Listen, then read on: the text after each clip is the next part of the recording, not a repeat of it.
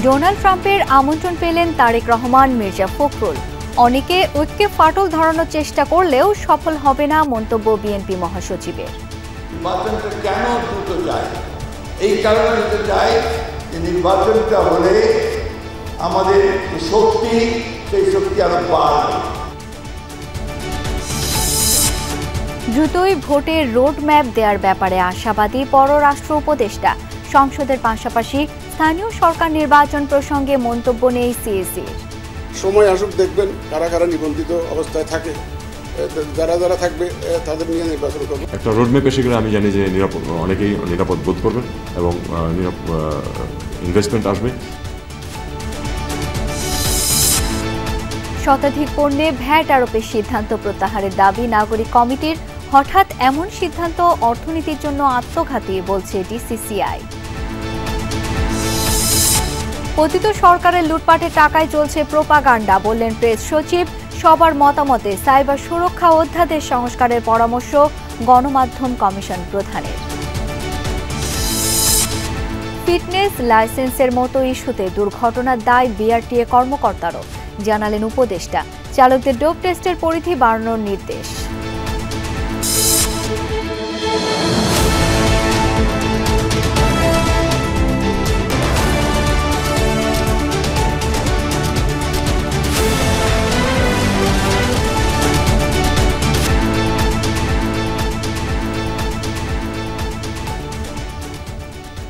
আমন্ত্রণ সন্ধ্যার বাংলাদেশে, সঙ্গে আছি আমি শাওন দত্ত। এতক্ষণ শিরোনাম দেখছিলেন। যুক্তরাষ্ট্রের নতুন প্রেসিডেন্ট ডোনাল্ড ট্রাম্পের ন্যাশনাল প্রেয়ার ব্রেকফাস্ট অনুষ্ঠানে অংশগ্রহণের জন্য বিএনপির ভারপ্রাপ্ত চেয়ারম্যান তারেক রহমানকে আমন্ত্রণ জানানো হয়েছে।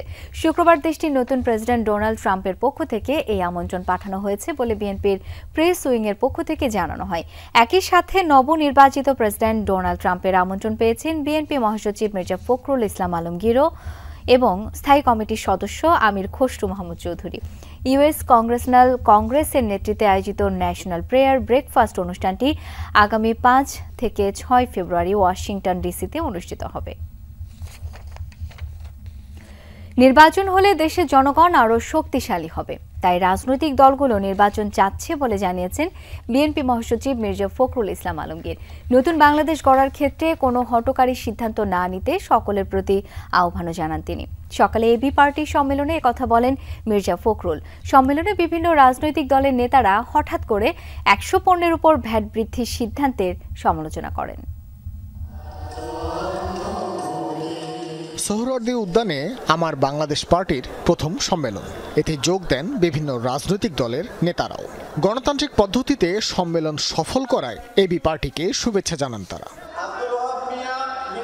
সম্মেলনে বিএনপি মহাসচিব যাদের ত্যাগের বিনিময়ে বাংলাদেশ ভয়াবহ দানবের হাত থেকে মুক্তি পেয়েছে তাদের প্রতি কৃতজ্ঞতা জানান। নির্ভয়ে কথা বলতে পারার ঘটনাই গত 5 মাসের সেরা অর্জন বলেও উল্লেখ করেন তিনি। হঠকারিতা করে, ভুল সিদ্ধান্ত নিয়ে, ভুল পদক্ষেপ করে আমরা যেন সেই সম্ভাবনাকে বিনষ্ট না করি, সেই বিষয়টা আমাদেরকে সবসময় লক্ষ্য রাখতে হবে। হ্যাঁ, দেশের অবস্থা অর্থনৈতিক দিক দিয়ে খুব ভালো নয়, রাজনৈতিক দিক দিয়ে ভঙ্গুর অবস্থা হয়ে আছে, একটা ভাসমান পরিস্থিতি আছে।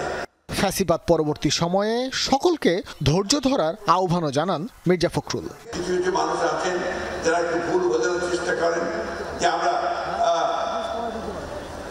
সংস্কার আগে নির্বাচন চাই বা নির্বাচনের যে অস্থির হয়ে গেছে, বিষয়টা কিন্তু সেটা না। এটা বুঝতে হবে। আমরা যেটা বলছি যে নির্বাচনটা কেন দ্রুত চাই, এই কারণে দ্রুত চাই যে নির্বাচনটা হলে আমাদের যে শক্তি, সেই শক্তি আরো বাড়বে। সম্মেলনে অন্যান্য রাজনৈতিক দলের নেতাদের বক্তব্যে উঠে আসে সরকারের কর বা ভ্যাট বৃদ্ধির বিষয়টি। হঠাৎ করেই ট্যাক্স দিতে পারে, ভ্যাট দিতে পারে, যারা টিসি বিল ট্রাকে করে একেবারে নেহাইতে নিরন্ন বুভুক্ষ মানুষের অন্ন যোগাবার যে পদ্ধতি সেটা বন্ধ করে দিতে পারে। বুঝতে হবে তারা খুবই থিওরি দিয়ে চলে। তারা থিওরি চাইতে বড় যে প্র্যাকটিস, যেটা জীবন, সেই জীবন বোঝে না। সব কিছু এমনভাবে বৃদ্ধি করা হচ্ছে যাতে মনে হচ্ছে আমরা পুরনো ধারাবাহিকতায় আছি, আবার ওই সমস্ত কিছু দায় ওই সাধারণ মানুষের ঘরে চাপবে। জাতীয় ঐক্য নষ্ট হলে পুরো দেশ সংকটে পড়বে বলে শঙ্কা প্রকাশ করেন জাতীয় নাগরিক কমিটির আহ্বায়ক। বাংলাদেশে ৭১-এর যে মুক্তিযুদ্ধের সাম্য মানবিক মর্যাদা এবং ন্যায় বিচারের আকাঙ্ক্ষা ছিল, সেই আকাঙ্ক্ষাকে যে সংবিধান ভুলণ্ঠিত করেছিল, নতুন করে মানুষের আকাঙ্ক্ষাকে ধারণ করে, ৯০-এর আকাঙ্ক্ষাকে ধারণ করে, ২৪-এর রক্তের আকাঙ্ক্ষাকে ধারণ করে আমাদের একটি নতুন সংবিধান এই জনমানুষকে উপহার দিতে হবে। ১৫ বছর ধরে দেশের মানুষের উপর যারা নির্যাতন করছে দ্রুতই তাদের বিচার নিশ্চিতের দাবি জানান বিভিন্ন দলের নেতারা। আমাদের সামনে একটি সুযোগ সৃষ্টি হয়েছে। ভাস্কর ভাদুরী, যমুনা নিউজ, ঢাকা। ভুল তথ্যে পাঠ্য বই সংশোধন করায় অভিযুক্তদের বিচারের দাবি জানিয়েছে বিএনপি। দলের সিনিয়র যুগ্ম মহাসচিব রুহুল কবির রিজভী বলেন, আওয়ামী লীগের বয়ানে লিপিবদ্ধ হয়েছে সংশোধিত পাঠ্য বইতে। এছাড়া শতাধিক পণ্যের উপর কর আরোপের ঘটনা সরকারের আত্মঘাতী সিদ্ধান্ত মন্তব্য করে রিজভী বলেন, এই ঘটনায় ইউনূস সরকারের প্রতি মানুষের আস্থাহীনতা তৈরি করবে। পাঠ্য বইয়ে প্রায় ১.৫ দশক ধরে ছিল শুধুই আওয়ামী লীগের বন্দনা। অন্তর্বর্তী সরকার দলীয় গুণগান বাদ দেওয়ার উদ্যোগ নেয়। তবে পরিমার্জিত পাঠ্য বইয়ে আওয়ামী লীগকে দেশের বৃহত্তম রাজনৈতিক দল হিসেবে তুলে ধরা হয়েছে। পাশাপাশি বিএনপি জন্ম সামরিক শাসন আমলে বলে উল্লেখ করা হয়। এ নিয়ে চলছে সমালোচনা।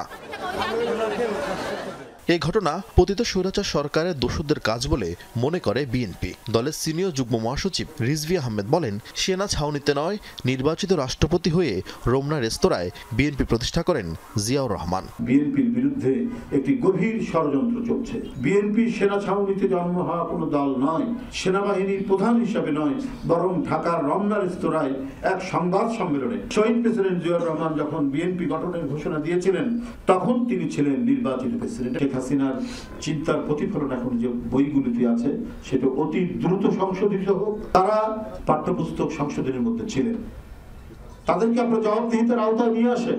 শেখ মুজিবের বাকশালী শাসনের কথা বইতে না রাখায় সমালোচনা করেন রিজভী আহমেদ। গঠন করেছিলেন একদলীয় বাকশাল। নয়াপল্টনের সংবাদ সম্মেলনে তিনি বলেন, শতাধিক পণ্যের উপর কর আরোপে সীমিত আয়ের মানুষ আরও চাপে পড়বে। পট পরিবর্তনের পর ব্যবসা বাণিজ্য খাতে বড় ধরনের ধাক্কা লেগেছে। এখনো লোকসান কাটিয়ে উঠতে পারেনি ব্যবসায়ীরা।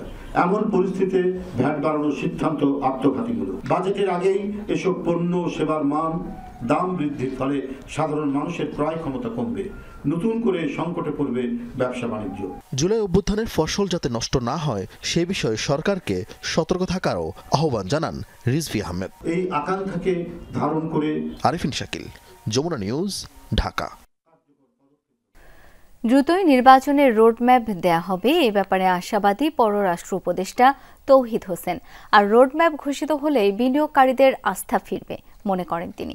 জানান, বড় রাজনৈতিক দলগুলোর বিভাজন শুধু দেশে নয়, বিদেশেও প্রবল। এর ফলে দেশের ভাবমূর্তি নষ্ট হয় বলেও মন্তব্য করেন উপদেষ্টা। এখনও আগামী ৪ মাসের রিজার্ভ আছে জানিয়ে আতঙ্কিত না হওয়ার পরামর্শ দেন কেন্দ্রীয় ব্যাংকের গভর্নর আহসান এইচ মনসুর। এবং এটাকে আমরা ব্যুরোক্রেটিক ব্র্যান্ডিং বাংলাদেশ নিয়ে সেমিনার আয়োজক সেন্টার ফর এনআরবি। সেখানে অংশ নেন বিভিন্ন দেশে থাকা প্রবাসী বাংলাদেশিরা।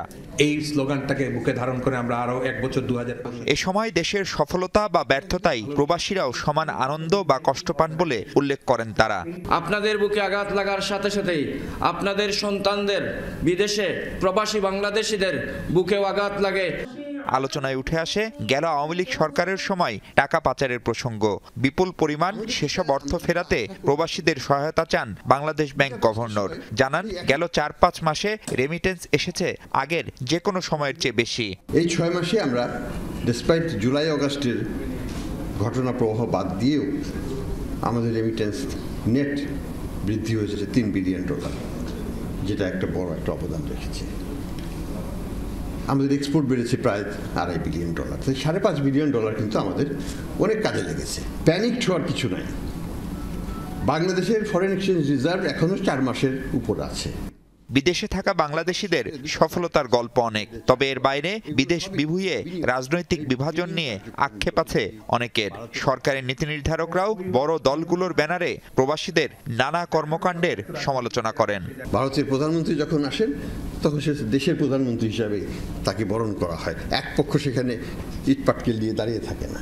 আমাদের কিন্তু এই কালচারটা থেকে বেরিয়ে আসতে হবে। এটা কিন্তু আমাদের দেশের সম্মানের জন্য খুবই ক্ষতিকর। কাজেই আমি আশা করব বিদেশে আমরা সবাই বাঙালি হিসাবে আমাদেরকে পরিচয় দেব। আমরা কোনো দল বা ব্যক্তি বা পরিবারের জন্য লবি করব না, বাংলাদেশের জন্য লবি করব। দুটো তিনটে রাজনৈতিক দল বড় বড় আছে বাংলাদেশে, তারা হলো পৃথিবীর সবচেয়ে বড় রাজনৈতিক দল। আওয়ামী লীগ, বিএনপি এবং জামাত, জাতীয় পার্টি ও ক্ষেত্র বিশেষে তাদের সমস্ত বিশ্বের শাখা আছে এবং তারা এই বাংলাদেশের এখানে রাজনীতিতে যেমন এই দুই দল বা তিন দল প্রচণ্ড শত্রু ভাবাপন্ন, একই রকম শত্রু ভাবাপন্ন আমাদের এক্সপেক্টেড যারা আছেন তাদের যে দল, এই দলের যে ব্রাঞ্চগুলি আছে সেগুলো। অন্তর্বর্তী সরকার দায়িত্ব নেয়ার পর ভারতীয় মিডিয়া ও দেশটির প্রবাসীরা বাংলাদেশ নিয়ে পরিকল্পিত অপপ্রচার চালাচ্ছে বলে অভিযোগ করেন পররাষ্ট্র উপদেষ্টা। ভারতের মিডিয়ার যে রোল এবং যে অ্যাকসেপ্টেবিলিটি আছে সেটা আমরা জানি, যে তাদের যে রিচ আছে সেটা আমরা জানি, এবং তাদের যে বক্তব্য সেগুলোকে কিন্তু ভারতীয় ডায়াসপোরা পিক আপ করছে। উপদেষ্টা বলেন, জুলাই গণঅভ্যুত্থানের পর বিদেশি বিনিয়োগ স্বাভাবিকভাবেই একটু ধীর গতির, তবে নির্বাচনের ঘোষণা আসলেই তাতে গতি আসবে বলে বিশ্বাস করেন তিনি। রাজনৈতিক একটা অনিশ্চয়তা যখন দেখেন কেউ, তখন সেখানে কিন্তু ইনভেস্ট করতে আসতে চান না সহজে কেউ। কাজে এটা আমাদের জন্য একটা কঠিন কাজ সামনে। আশা করছি যে খুব তাড়াতাড়ি একটি রোডম্যাপ এসে যাবে, তখন সহজে আস্থা ফিরে আসবে আমাদের যে বিদেশি বিনিয়োগকারীরা আছেন। আমাদের লক্ষ্য তো একটা যে নির্বাচনের মাধ্যমে একটি নির্বাচিত সরকারের কাছে ক্ষমতা হস্তান্তর করা যথাশীঘ্র সম্ভব, আমরা সেটা জানি এবং সেই লক্ষ্যেই এই সরকার কাজ করছে। একটা রোডম্যাপ এসে গেলে আমি জানি যে অনেকেই নিরাপদ বোধ করবেন এবং ইনভেস্টমেন্ট আসবে। বিভেদ ভুলে জাতীয় স্বার্থে রাজনৈতিক দলগুলো ঐক্যবদ্ধ থাকবে বলে প্রত্যাশা করেন প্রবাসী বাংলাদেশিরা। মাহফুজ মিশু, যমুনা নিউজ, ঢাকা। আগামী নির্বাচনে প্রবাসীদের ভোটাধিকার নিশ্চিতে কাজ করছে নির্বাচন কমিশন, এমনটাই জানিয়েছেন প্রধান নির্বাচন কমিশনার এএএম নাসির উদ্দিন। সকালে সিলেট সার্কিট হাউসে ভোটার তালিকা হালনাগাদ ও আগামী নির্বাচন নিয়ে কর্মকর্তাদের সাথে মতবিনিময় সভায় অংশ নেন তিনি। এ সময় সিইসি বলেন, একদিনে সকল স্থানীয় সরকার নির্বাচন সম্ভব নয়। ভোট নিয়ে প্রধান উপদেষ্টার নির্দেশনা অনুযায়ী নির্বাচন কমিশন কাজ করছে বলে জানান তিনি। সভায় আঞ্চলিক ও বিভাগীয় নির্বাচন কর্মকর্তা সহ সংশ্লিষ্টরা উপস্থিত ছিলেন। অনেকে বলছেন যে একদিনে সব লোকাল গভর্নমেন্টের নির্বাচন করার সুপারিশ কেউ কেউ করছেন। বিষয়টি আমরা পরীক্ষা করে দেখেছি, এটা কোনো মতেই সম্ভব নয়। এটা কোনো বাস্তবায়নযোগ্য কোনো পরামর্শ নয়। সময় আসুক, দেখবেন কারা কারা নিবন্ধিত অবস্থায় থাকে, যারা যারা থাকবে তাদের নিয়ে নির্বাচন করবে। 15 জানুয়ারির মধ্যেই জুলাই আন্দোলনের ঘোষণাপত্র চায় জাতীয় নাগরিক কমিটি। অন্তর্বর্তী সরকার তারিখ দিয়েও ঘোষণাপত্র নিয়ে গড়িমসি করছে অভিযোগ নেতাদের। শতাধিক পণ্যের উপর ভ্যাট শুল্ক বাড়ানো এবং টিসিবি ট্রাক সেল কর্মসূচি বন্ধের প্রতিবাদ জানায় দলটি। অবিলম্বে সিদ্ধান্তগুলো থেকে সরে আসতে অন্তর্বর্তী সরকারের প্রতি জানান আহ্বান। সকালে রাজধানীর ঢাকা উদ্যানের তুরাগ হাউজিংয়ে রিকশা চালকদের সাথে মতবিনিময় করে জাতীয় নাগরিক কমিটি। আহ্বায়ক নাসিরউদ্দিন পাটোয়ারি বলেন, সরকার 15 জানুয়ারি তারিখ দিলেও ঘোষণাপত্র নিয়ে গড়িমসি করছে। হুঁশিয়ারি দেন, কোনো রাজনৈতিক দল ছল চাতুরি করে ক্ষমতায় যাওয়ার চেষ্টা করলে সফল হবে না। আমাদের শরীরে এখনো রক্ত আছে। বাংলাদেশ যতদিন থাকবে ততদিন এই যে শ্রমিক শ্রেণী যারা রয়েছেন, ছাত্ররা রয়েছেন, তারা মাঠে থাকবে। আপনাদের ওই কলা কৌশল এবং যে ছল ছাত্রের যে রাজনীতি রয়েছে তাকে আমরা ঐক্যবদ্ধভাবে ঠেকিয়ে দিব। বলেন, মোড়ে মোড়ে চাঁদাবাজি করছে রাজনৈতিক দলগুলো, সেসব বন্ধ করার আহ্বান জানান তিনি। শেখ হাসিনার দ্রুত বিচারের দাবি তুলে বলেন, রাজনৈতিক চাপের কাছে নত হওয়া যাবে না। জুলাই গণ অভ্যুত্থানের যে স্পিরিট রয়েছে সেই স্পিরিটকে অনুযায়ী সরকারকে যেহেতু ছাত্র জনতা বসিয়েছে, আপনাদেরকে কাজ করতে হবে ওই অনুযায়ী, কোনো হেলাফেলা করা চলবে না। এদিকে শতাধিক পণ্যের উপর ভ্যাট শুল্ক বৃদ্ধি এবং টিসিবি ট্রাক সেল কর্মসূচি বন্ধের প্রতিবাদে বাংলা মোটরে সংবাদ সম্মেলন করে জাতীয় নাগরিক কমিটি। এসব সিদ্ধান্ত থেকে অবিলম্বে সরে আসতে অন্তর্বর্তী সরকারের প্রতি আহ্বান জানান সদস্য সচিব আক্তার হোসেন। বলেন, আইএমএফ এর শর্ত মানতে গিয়ে মানুষের আস্থা হারানো যাবে না। আইএমএফ যে শর্ত দিয়েছে সেই শর্তের মধ্যে আপনাদেরকে কেন বাধ্য থাকতে হবে? অন্তর্বর্তীকালীন সরকার, অভ্যন্তরীণ সরকার তাদেরকে অবশ্যই আইএমএফ এর সাথে যে চুক্তি আছে সেই চুক্তির পুনর্বিবেচনার উদ্যোগ নিতে হবে। একই সাথে সারা দেশে এই কর বাড়ানোর ভিতর দিয়ে মুদ্রাস্ফীতিও বাড়বে, মূল্যস্ফীতিও বাড়বে, যা আমাদের জীবনমানকে দুর্বিষহ করে তুলবে। নির্বাচিত সরকার ছাড়া সংস্কার সম্ভব নয়, বিএনপির এই বক্তব্যের সাথে দ্বিমত প্রকাশ করেন তিনি। বলেন, তড়িঘড়ি নির্বাচনে যাওয়া ঠিক হবে না। এ সময় একটা যৌক্তিক সময়ের মধ্যে ভোট গ্রহণের দাবি তোলেন তিনি। আমরা এই বক্তব্যের সঙ্গে একমত নই। রাবি সিদ্দিকী, যমুনা নিউজ, ঢাকা। হঠাৎ করে ভ্যাট ট্যাক্স বাড়ানোর সিদ্ধান্ত অর্থনীতির জন্য আত্মঘাতী হয়েছে। এটি মূল্যস্ফীতিকে আরও উস্কে দেবে, বিনিয়োগের উপর নেতিবাচক প্রভাব পড়বে বলে মনে করেন ঢাকা চেম্বারের সভাপতি তাসকিন আহমেদ। দুপুরে ডিসিসিআই আয়োজিত সংবাদ সম্মেলনে এমন মন্তব্য করেন তিনি। নতুন করে গ্যাসের দাম না বাড়ানোরও আহ্বান জানান। অর্থনীতিতে বিরাজ করছে এক ধরনের স্থবিরতা। মুখ থুবড়ে পড়েছে বিনিয়োগ, তলানিতে বেসরকারি খাতে ঋণের প্রবৃদ্ধি, কমেছে মূলধনী যন্ত্রপাতির আমদানি, হচ্ছে না নতুন কর্মসংস্থান, মূল্যস্ফীতির চাপে নাকাল সাধারণ মানুষ। অর্থনীতির এমন নাজুক পরিস্থিতিতে নতুন করে ভ্যাট ট্যাক্স বাড়িয়ে দ্বিগুণ করেছে সরকার, যা আত্মঘাতী সিদ্ধান্ত বলে মনে করেন ঢাকা চেম্বারের সভাপতি। জানান, এর চূড়ান্ত প্রভাব পড়বে প্রান্তিক জনগোষ্ঠীর উপর। ইমিডিয়েটলি একটা অ্যাডভার্স এফেক্ট করবে ইনফ্লেশনের উপরে এবং আমাদের জনগণ, আপামর জনগণের উপরে এটা একটা বিরূপ প্রতিক্রিয়া করবে। একসাথে এতগুলা ইমপ্লিকেশনস গুলা প্রাইভেট সেক্টর ইনভেস্টমেন্টসে যদি করে দেওয়া হয়, এটা আমাদের মতে এটা একটা সুইসাইডাল একটা মুভ হচ্ছে। এটা কিন্তু শুধু ভ্যাট ট্যাক্স না, একদিকে ইন্টারেস্ট রেট বেড়ে গেছে, একদিকে মানি মার্কেটে শ্রিঙ্ক করেছে। আমাদের ইকোনমিক স্লোডাউন তো হবেই, সাথে এটার পুরো খরচাটা একদম এন্ড ইউজার মানে আপামর জনগণের উপরে পড়বে। নীতির ধারাবাহিকতা না থাকায় এমনিতেই বিনিয়োগে বিদেশিদের আগ্রহ কম। ভ্যাট ট্যাক্স বাড়ানোর সিদ্ধান্ত উদ্যোক্তাদের আরও বেশি নিরুৎসাহিত করবে, যা শিল্পের বিকাশ বাধাগ্রস্ত করবে বলে মনে করেন ঢাকা চেম্বারের সভাপতি। তাই ট্যাক্স না বাড়িয়ে সরকারের খরচ কমানোর আহ্বান জানান তিনি। সরকারি খরচা 20% কমান, দেখেন ওখান থেকে 50,000 কোটি টাকা বেরোবে, ওটা দিয়ে আমাদের দেশের আমাদের প্রাইভেট সেক্টরকে আপনারা বাঁচিয়ে রাখেন। সবকিছু আমাদের উপরে কেন, বিজনেস কমিউনিটির উপরে কেন? নিরবিচ্ছিন্ন গ্যাসের সংকটে ব্যাহত হচ্ছে শিল্পের উৎপাদন। এর মধ্যেই আলোচনা চলছে দাম বাড়ানোর, যার সমালোচনা করেন ঢাকা চেম্বারের সভাপতি। হঠাৎ করে সরকারের একটা প্রপোজাল এসছে প্রায় 150% ইলেকট্রিসিটি মানে আমাদের ইন্ডাস্ট্রিয়াল গ্যাসের মূল্য বৃদ্ধির জন্য একটা রেকমেন্ডেশন গেছে। আমরা দেখছি প্রায় 400%-এর মতো দাম বৃদ্ধি পাচ্ছে 3 বছরে। আমাদের ডেইলি রিকোয়ারমেন্ট আমরা 60-65%-এর উপরে তো মিটই করতে পারি না। আমরা যদি সিকিউর না করতে পারি affordable and reliable energy source, তারপরে তার উপরে যদি আবার দাম বৃদ্ধি হয়, এটা কিন্তু সবকিছু মিলে কিন্তু আমাদের ইকোনমির উপরে একটা প্রচন্ড বিরূপ প্রতিক্রিয়া চলে আসবে ইমিডিয়েটলি। সংবাদ সম্মেলনে ক্ষুদ্র ও মাঝারি শিল্পের উন্নয়নে বিভিন্ন প্রতিবন্ধকতার কথা তুলে ধরেন ঢাকা চেম্বারের সভাপতি তাসকিন আহমেদ।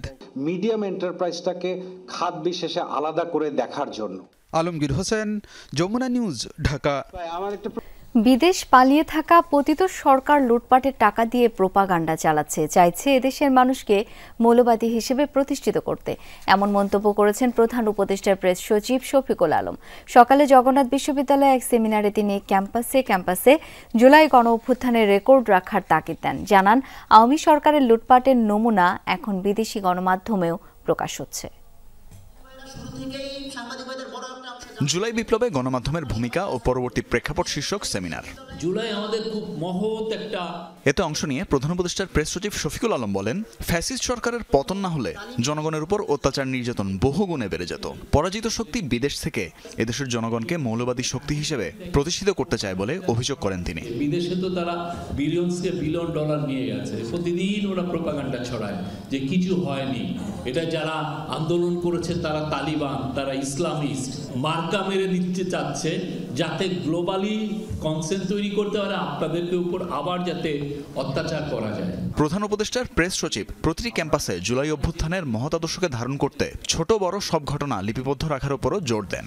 পারলে আপনাদের যে পুরো ইউনিভার্সিটির উপরে আপনারা একটা ওরাল হিস্ট্রি প্রজেক্ট করে লিখে রাখেন যে কোথায় কোথায় কারা কারা ছিল, কি কি অপকর্ম করেছে, কোন টিচাররা আপনাদের বিরুদ্ধে আপনাদেরকে সন্ত্রাসী হিসেবে আখ্যায়িত করেছে, আবার কোন টিচাররা আপনাদের সাথে এসে একসাথে কাঁদানি গ্যাস খেয়েছে, বুকে গুলি বিদ্ধ হয়েছে। এই জানাগুলো আমাদের দরকার। বিগত সরকারের দুর্নীতিকে পৃথিবীর ইতিহাসের অন্যতম বৃহৎ লুটপাট উল্লেখ করে প্রেস সচিব বলেন, আওয়ামী সরকারের দুর্নীতির কিছু নমুনা এখন ব্রিটিশ গণমাধ্যমগুলো প্রকাশ করছে। তার পুরো আইডিয়াটাই ছিল যে এই যে 4-5টা গ্রুপ আমি তাকে সব দিয়ে দিব, দিয়ে আমি চুরি করব। বাংলাদেশের কেন ওয়ার্ল্ডের হিস্ট্রিতে দ্য বিগেস্ট একটা লুটপাট হয়েছে, তার কিছুটা আজ আপনারা এখন ব্রিটিশ প্রেসে দেখছেন কি ধরনের রিপোর্ট হচ্ছে। সাংবাদিকদের সম্পূর্ণ স্বাধীনতা নিশ্চিতের উপর জোর দিয়ে প্রেস সচিব বলেন, কোনো সংবাদ নিজ স্বার্থের বিরুদ্ধে গেলেও তা গ্রহণের মানসিকতা থাকতে হবে, নয়তো বিগত সরকারের মনোভাবের সাথে কোনো পার্থক্য থাকবে না। আপনি যদি লেজুর ভিত্তিক সাংবাদিককে প্রমোট করেন যে সে আপনাকে খালি ভালোই লিখবে, তাহলে তো আর দেশে ডেমোক্রেসি থাকবে না। তানভীর মৌসুম, যমুনা নিউজ, ঢাকা। সাইবার সুরক্ষা অধ্যাদেশ 2024 যেন নতুন মোড়কে ফেরানো হচ্ছে ফ্যাসিস্ট সরকারের কালো আইনকেই, যা জুলাই আগস্ট ছাত্র জনতার আন্দোলনের চেতনার সাথে সাংঘর্ষিক। রাজধানীতে এক আলোচনায় বক্তারা বিনা ওয়ারেন্টে গ্রেপ্তার ও জামিন অযোগ্য ধারা বহাল রাখার সমালোচনা করেন। এটিকে অপ্রত্যাশিত বলছেন মানবাধিকার কর্মী ও বিভিন্ন সময়ে এই আইনে নির্যাতনের শিকার ভুক্তভোগীরা। সাইবার সুরক্ষা অধ্যাদেশ 2024-এর খসড়া নিয়ে ঢাকা রিপোর্টার্স ইউনিটিতে আলোচনা সভায় অংশ নেন মানবাধিকার কর্মী ও বিভিন্ন সময় এই আইনে নিপীড়নের শিকার ভুক্তভোগীরা। আমাদের এই জায়গাটায় কন্টিনিউয়াস ভয়েস রেজ করতে হবে। বক্তারা বলেন, এই অধ্যাদেশের মধ্য দিয়ে নতুন মোড়কে ফ্যাসিস্ট সরকারের আইনকে ফেরানো হচ্ছে, যা গণ অভ্যুত্থানে যারা অংশ নিয়েছেন তাদের সাথে প্রতারণার শামিল।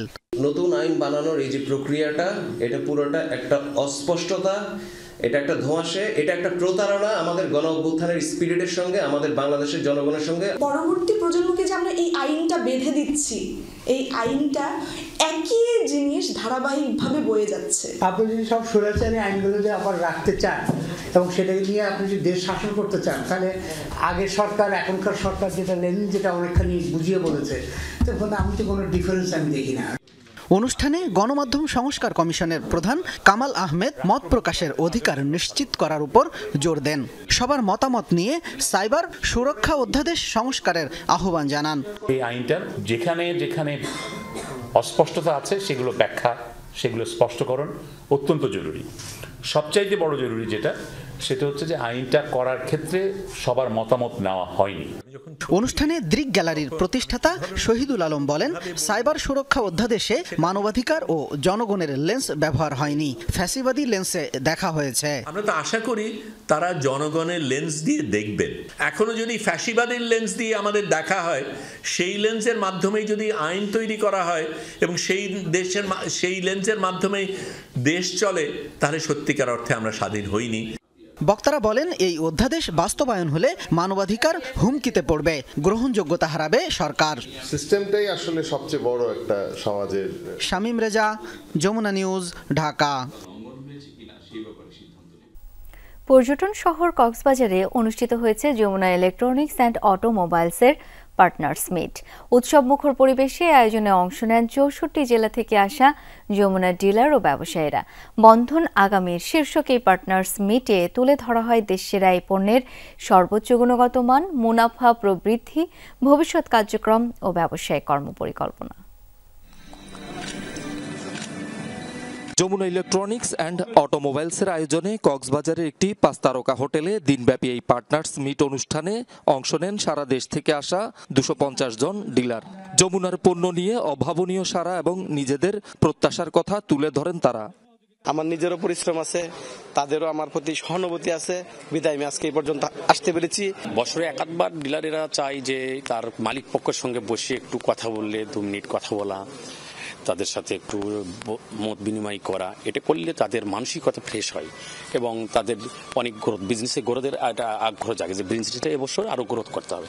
যমুনার পণ্যের গুণগত মান ও বিক্রয়োত্তর সেবা, ভবিষ্যৎ কর্মপরিকল্পনা, বিক্রয় ও বিপণন কৌশল সহ নানা বিষয় তুলে ধরেন গ্রুপের কর্মকর্তারা। ঊর্ধ্বতন কর্মকর্তারা রয়েছেন, তারা তাদের ভিশন, তাদের উদ্দেশ্য, তাদের স্ট্র্যাটেজিক প্ল্যানিং মোটামুটি আপনাদের কাছে শেয়ার করেছেন। ওই স্ট্র্যাটেজিক প্ল্যানগুলো এক্সিকিউট করার জন্য যে ধরনের প্রমোশনাল সাপোর্ট দরকার, যে সব ধরনের অ্যাক্টিভিশন দরকার, সেগুলো সাপোর্ট করার জন্য আমরা মার্কেটিং ডিপার্টমেন্ট সদা তৎপর। আমরা আপনাদেরকে সর্বাত্মক সহযোগিতা করে আপনাদেরকে এমন একটা জায়গায় নিয়ে যাব যেন আপনিও ভালো থাকেন, কোম্পানিও ভালো থাকে, আমরাও ভালো থাকি।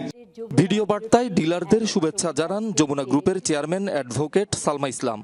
যমুনা ইলেকট্রনিক্স সাথে আপনাদের ব্যবসায়ী সম্পর্কে সুদৃঢ় করার মাধ্যমে আগামী ব্যবসায়িক সম্ভাবনাকে আপনারা কাজে লাগিয়ে নতুন বছর নতুন উদ্যমে সামনে এগিয়ে নিয়ে যাবেন। সর্বোচ্চ মান আর অত্যাধুনিক ডিজাইনের কারণে যমুনার পণ্য গ্রাহকদের আস্থা অর্জন করেছে বলে জানান যমুনা গ্রুপের পরিচালকরা। এই যমুনা ইলেকট্রনিক্স আমার বাবা প্রয়াত চেয়ারম্যান মরহুম নুরুল ইসলাম উনি প্রতিষ্ঠিত করেছিলেন এক যুগ আগে অনেক স্বপ্ন নিয়ে, এবং সেই স্বপ্ন আপনারা অনেক বেশি পরিশ্রম করে এগিয়ে নিয়ে যাচ্ছেন, এর জন্য আমরা কৃতজ্ঞ আপনাদের কাছে। আমি সব হসপিটাল থেকে ফোন করে জানতেন যে আজকে একটা বেতন হয়েছে কিনা, তো ওনার জন্য সবাই আপনারা দোয়া করবেন, আমাদের পরিবারের জন্য আপনারা দোয়া করবেন যেন আমাদের ব্যবসা বাণিজ্য আরো অনেক আগিয়ে নিয়ে যেতে পারি। অনুষ্ঠানে সফল 10 ডিলারকে সম্মাননা প্রদান এবং 40 জনকে পুরস্কৃত করা হয়। শহীদুল সুমন, যমুনা নিউজ, কক্সবাজার। চাঁপাই নবাবগঞ্জ সীমান্তে ভারতীয় সীমান্তরক্ষী বিএসএফ এর গুলিতে শহীদুল ইসলাম নামের এক বাংলাদেশি আহত হয়েছেন। শুক্রবার রাতে আজমতপুর সীমান্তের 182 নম্বর পিলারের পাশে ঘটে এই ঘটনা। প্রত্যক্ষদর্শীরা জানায়, রাতে স্থানীয় কয়েকজনের সাথে সীমান্ত এলাকায় যান শহীদুল ইসলাম। হঠাৎই তাদের লক্ষ্য করে গুলি ছোড়ে বিএসএফ 119 ব্যাটালিয়নের শশনী ক্যাম্পের সদস্যরা। এ সময় গুলিবিদ্ধ হন শহীদুল। পরে স্থানীয়রা তাকে উদ্ধার করে রাজশাহী মেডিকেল কলেজ হাসপাতালে ভর্তি করে।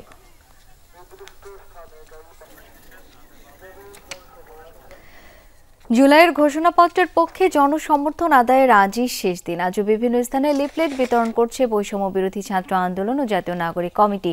সকালে লক্ষ্মীপুরের উত্তর তেমোহনী এলাকা থেকে শুরু হয় কার্যক্রম। শহরের বিভিন্ন গুরুত্বপূর্ণ পয়েন্টে লিফলেট বিতরণ করেন তারা। জুলাই অভ্যুত্থানে শহীদদের রাষ্ট্রীয় স্বীকৃতি, আহতদের সুচিকিৎসা সহ 7 দফা দাবি তুলে ধরা হয়। দাবি আদায় না হলে কঠোর আন্দোলনের হুঁশিয়ারি দেয়া হয়। জুলাইয়ের প্রেরণা দিতে হবে ঘোষণায় স্লোগানে নওগাঁতেও লিফলেট বিতরণ করা হয়েছে। বিকেলে শহরের মুক্তির মোড় কেন্দ্রীয় শহীদ মিনার চত্বরে কর্মসূচির উদ্বোধন করা হয়। এ সময় বক্তারা তাদের দাবিগুলো তুলে ধরেন। পরে শহরের বাটার মোড়, তাজের মোড়, ব্রিজের মোড় সহ গুরুত্বপূর্ণ পয়েন্টগুলোতে লিফলেট বিতরণ করা হয়। এদিকে টাঙ্গাইলে জুলাই অভ্যুত্থানে আহতদের সাথে মতবিনিময় সভা অনুষ্ঠিত হয়েছে। এ সময় তাদের কাছে জুলাই ঘোষণাপত্রের পক্ষে লিফলেট বিতরণ করেন নেতাকর্মীরা। মুন্সিগঞ্জের সিরাজদি খানের নিমতলা বাসস্ট্যান্ড চত্বর থেকে লিফলেট বিতরণ কর্মসূচি শুরু করা হয়। এছাড়া মাদারীপুর, চুয়াডাঙ্গা সহ বিভিন্ন স্থানেও লিফলেট বিতরণ করা হয়েছে। এতে বৈষম্যহীন নতুন বাংলাদেশ গড়ে তুলতে সবাইকে ঐক্যবদ্ধ হওয়ার আহ্বান জানান ছাত্রনেতারা। গাড়ির ফিটনেস লাইসেন্সবিহীন চালকের কারণে সড়ক দুর্ঘটনা ঘটলে এখন থেকে বিআরটি এর সংশ্লিষ্ট কর্মকর্তাকে দায়ী করা হবে বলে জানিয়েছেন সড়ক পরিবহন ও সেতু উপদেষ্টা মোহাম্মদ ফজল কবির খান। বলেন, রাস্তার কারণে দুর্ঘটনা ঘটলে এখন থেকে সংশ্লিষ্ট প্রকৌশলীর বিরুদ্ধেও ব্যবস্থা নেওয়া হবে। দুপুরে বিআরটিএ ভবনে এক মতবিনিময় সভায় এই নির্দেশনার কথা বলেন উপদেষ্টা। জানান, মার্চের মধ্যে অপেক্ষমান 4 লাখ ড্রাইভিং লাইসেন্স ইস্যু করা হবে। দেখে বোঝাই যাচ্ছে সচেতন অবস্থায় ছিলেন না বাসটির চালক। লাকসাম রোডে সম্প্রতি ঘটে এই দুর্ঘটনা। 27 ডিসেম্বর ঢাকা মাওয়া এক্সপ্রেসওয়ের এই দুর্ঘটনায় প্রাণ যায় 6 জনের। পরে তদন্তে বেরিয়ে আসে ওই বাসটির ছিল না ফিটনেস, চালকেরও ছিল না লাইসেন্স। কক্সবাজারের উখিয়া থেকে টেকনাফ যাওয়ার পথে প্রাণ যায় মোটরসাইকেলের 2 আরোহীর। ওভারটেক করতে গিয়ে সামলাতে পারেননি বাইকের হ্যান্ডেলবার। দুর্ঘটনার পর মামলা হয় ঠিকই, কিন্তু বিচারের নজির নেই। শুধু চালক আর যানবাহনের উপরই দোষ চাপানো হয়। এবার এমন দুর্ঘটনায় নিয়ন্ত্রক সংস্থা বিআরটিএকেও দায়ী করার কথা জানান সড়ক উপদেষ্টা। বলেন, রাস্তার কারণে দুর্ঘটনা হলে সড়ক বিভাগের প্রকৌশলীও হবেন মামলার আসামি। গাড়ির ফিটনেস নাই, ড্রাইভারের লাইসেন্স নাই, এইসব দুর্ঘটনার জন্য বিআরটিএর সংশ্লিষ্ট অফিসারকে সরাসরি দায়ী করা হবে। দুর্নীতি অনিয়ম শুধরে ভোগান্তিমুক্ত সেবা নিশ্চিতে বিআরটিএকে 1 মাসের সময় বেঁধে দিয়েছিলেন উপদেষ্টা। সড়ক নিরাপত্তার এ সভায় জানালেন, বদলায়নি খুব একটা। আমরা উই সি সাম ইমপ্রুভমেন্ট, আমরা এখনো এটাতে স্যাটিসফাইড না। তারা যে আচরণ করতেছে সেটা গ্রহণযোগ্য নয়। বিআরটিএ যদি ওদের যদি পারফরমেন্সে যদি ইমপ্রুভমেন্ট না হয়, আমরা বিআরটিএ বন্ধ করে দেওয়ার কথা চিন্তা করব। সভায় জানানো হয়, এখন থেকে গাড়ির মালিকানা পরিবর্তনে যেতে হবে না বিআরটিএ অফিসে। বিআরটিএর অফিস থেকে লোক সেই মালিকের রেখে যাবে। যদি কেউ অসুস্থ থাকে, এরকম যদি অসুস্থ হয় তাহলে সেখানে যাবে, অথবা প্রয়োজন বোধে ওই যে ভিডিও কল কিংবা কিছু করে তাকে ওই যেটা বললাম যে মালিকানা হস্তান্তরে হবে। উপদেষ্টা জানান, 3 মাসের মধ্যে সিটি কর্পোরেশন এলাকার সব সরকারি হাসপাতালে যানবাহন চালকদের ডোপ টেস্ট চালুর নির্দেশনা দেওয়া হয়েছে। বলেন, ফিটনেসবিহীন গাড়ি অপসারণে ডাম্পিং স্টেশন বাড়ানো হবে, আর ড্রাইভিং লাইসেন্স প্রক্রিয়া করা হচ্ছে আরও সহজ করা হবে, কিন্তু এফেক্টিভ করা হবে। আখলাকুস সাফা, যমুনা নিউজ, ঢাকা। মুন্সিগঞ্জের শ্রীনগর থানা থেকে বিএনপি নেতাকে ছিনিয়ে নেয়ার প্রতিবাদে এক্সপ্রেসওয়ে ঘণ্টাখানেক অবরোধ করে বৈষম্য বিরোধী শিক্ষার্থীরা। প্রশাসনের আশ্বাসে কর্মসূচি প্রত্যাহার করে আন্দোলনকারীরা। ৩ ঘণ্টার মধ্যে জড়িতদের আইনের আওতায় আনার আলটিমেটামও দেন শিক্ষার্থীরা। এর আগে সকাল 11টার দিকে মিছিল নিয়ে ধলেশ্বরী টোল প্লাজার সামনে জড়ো হন শিক্ষার্থীরা। তারা ব্যারিকেড বসিয়ে অবরোধ করেন এক্সপ্রেসওয়ে। এতে বন্ধ হয়ে যায় মহাসড়কে যানবাহন চলাচল। এজাহারভুক্ত আসামিকে ছিনিয়ে নেয়ার ঘটনায় মামলা হয়েছে। এদিকে আওয়ামী লীগ নেতা হাসানুল্লাহ মাস্টার হত্যা মামলা ফের তদন্ত করে কারাবন্দী বিএনপি নেতাদের মুক্তির দাবিতে ঢাকা ময়মনসিংহ মহাসড়ক অবরোধ করেছে দলীয় নেতাকর্মীরা।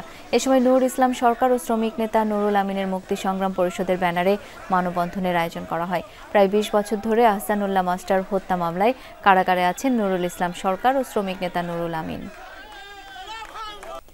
রিও ভাইরাস নিয়ে কাউকে আতঙ্কিত না হওয়ার পরামর্শ চিকিৎসকদের, তবে সতর্ক থাকতে হবে কাঁচা খেজুরের রস ও পশু পাখির কামড় দেয়া খাবারের বিষয়ে। তারা বলেন, রিও নতুন কোনো রোগ সৃষ্টি না করলেও ঝুঁকি বাড়াতে পারে অন্যান্য রোগে আক্রান্তদের বেলায়। দেশে 5 জনের দেহে রিও ভাইরাস পাওয়া গেছে বলে জানিয়েছে আইইডিসিআর। নিপা ভাইরাসের পরীক্ষা করতে গিয়ে এই ভাইরাস শনাক্ত করে প্রতিষ্ঠানটি, তবে আক্রান্তদের কারো অবস্থাই গুরুতর ছিল না। অভিজ্ঞরা বলছেন, এর উপসর্গ নিপা ভাইরাসের মতোই মাথা ব্যথাও হতে পারে, তবে রিও ভাইরাসে আক্রান্তের ফলে বড় কোনো ঝুঁকির কারণ নেই। কারো কারো মত, মস্তিষ্কের সংক্রমণ কখনো কখনো বিপদ ডেকে আনতে পারে। শ্বাসতন্ত্রের রোগ বা পেটের পীড়ার রোগের সাথে এটা পাওয়া যায়, এটা নিজে রোগ ছড়ায় না, এটা খুব একটা আমাদের উদ্বেগের কারণ না। তবে খুবই বিরল এই ভাইরাসটা যদি আমাদের মস্তিষ্কের প্রদাহ সৃষ্টি করে।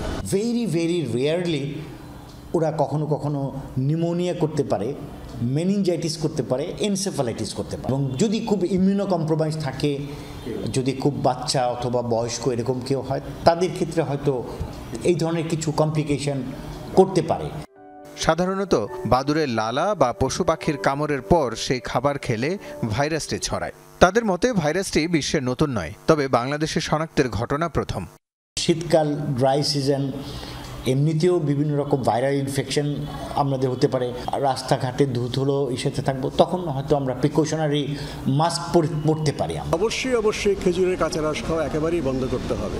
আমাদের যে কোনো রোগ থেকে যদি আমাদের সুরক্ষিত থাকতে হয়, সাধারণ স্বাস্থ্যবিধি মেনে চলা হবে। এর মধ্যে গুরুত্বপূর্ণ হচ্ছে নিয়মিত সাবান দিয়ে হাত ধোয়া। রিও ভাইরাস আক্রান্ত হলেও এর কোনো ঔষধ নেই। উপসর্গ অনুযায়ী চিকিৎসাই মূল ভরসা, তাই বড় ঝুঁকি না থাকলেও সচেতন থাকার পরামর্শ বিশেষজ্ঞদের। রাসেল আহমেদ, যমুনা নিউজ, ঢাকা। এই ছিল আজকে সন্ধ্যার বাংলাদেশের আয়োজনে। ধন্যবাদ এতক্ষণ আমাদের সাথে থাকার জন্য।